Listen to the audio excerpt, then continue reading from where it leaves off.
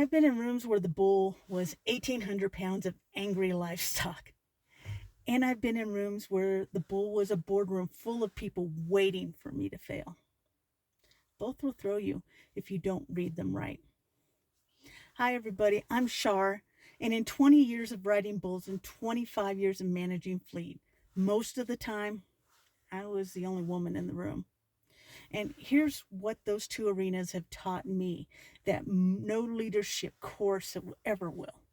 The skill isn't knowing what to say, it's knowing what the room needs before you open your mouth. It needs iron or instinct. Now, iron is your technical competence, your skills, your data, your expertise, proof that you know what you're doing. And instinct is your ability to read people, connect, and lead with your humanity. Proof that you're worth following. You need both.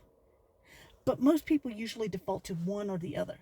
And as outliers, that's women, LGBTQ plus professionals, people of color who are navigating those rooms that weren't built for them, we get told to use one or the other. And that's the wrong advice. The advice you keep getting is still the same old stale recycled stuff. Be assertive, be more empathetic, communicate better. But none of that tells you what to do in that moment. So here's what does.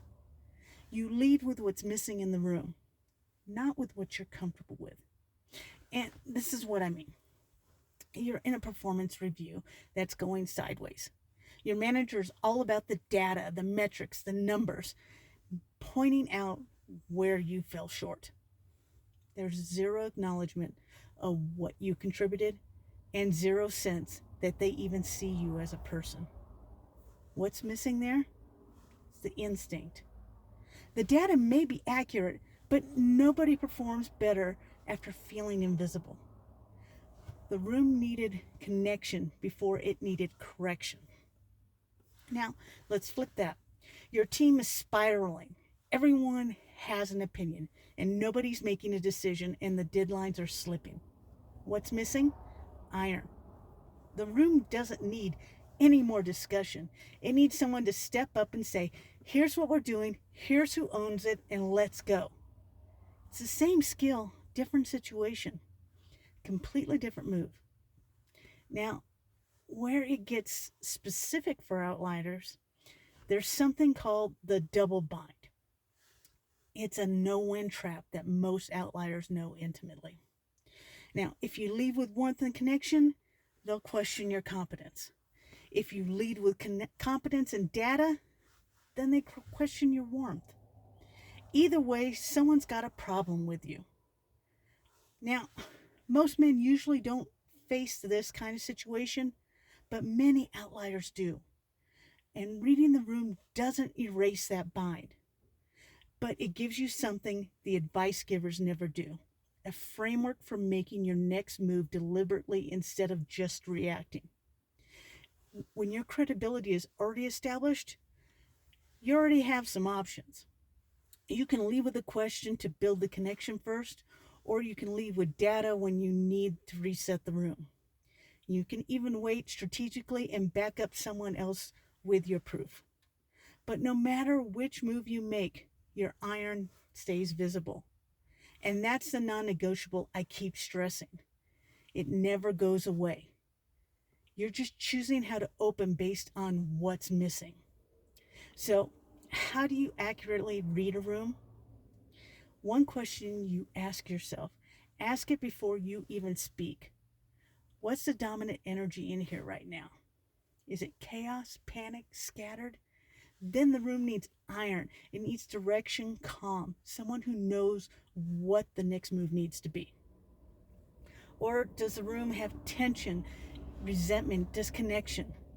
Then the room needs instinct. It needs acknowledgement, presence, someone who actually sees what's happening and how it's affecting the team. Then there's times, what if you can't tell? Well, that will depend on who's in the room. If there are people that already know and you've proven yourself to, your credibility is already established. They know your iron. You can open with instinct and connect first, because the trust is already there. But if it's a new room and unfamiliar audience, people who haven't seen your work yet, then you need to lead with iron. Let your competence do the talking first. Once your iron is established, your instinct will have room to breathe. Same rule as always, just applied situationally. Now, we're all human, and you'll misread it sometimes. You'll lead with iron when it needs instinct, or try to connect with people when they just need someone to make a call. And that's okay. You dust off and you adjust. The point isn't perfection. The point is the pause. Breathe and adjust before you jump into a reaction. Take a step back and reevaluate the room and ask yourself again, what's actually missing? That pause is where the growth is. Now, if you want to figure out which one you actually default to, whether iron or instinct, I've put together a free assessment at the8secondlife.com, and it's free, and all you need is 5 minutes. The link is in the description if you want it. Thank you, everybody, for your time. I'm Shar. Stay in the middle.